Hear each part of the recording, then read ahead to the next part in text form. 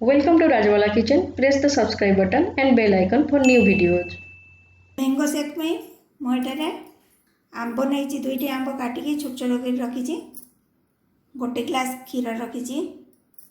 गोटे कप चीनी रखी किसी आइस क्यूब रखी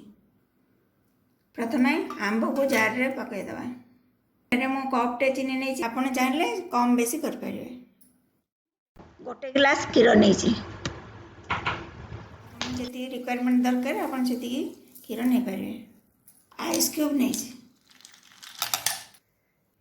बर्तमान सबको आम ग्राइंडिंग कर आमर मैंगो शेक हो आम या ग्लास रे ढाली नवा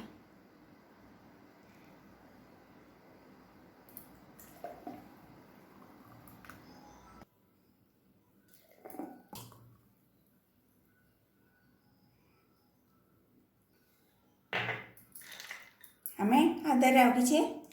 आइस क्यूब देदेवा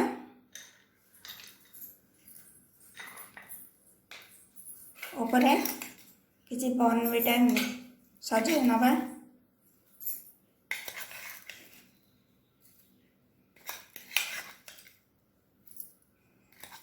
चेरी सजे नवा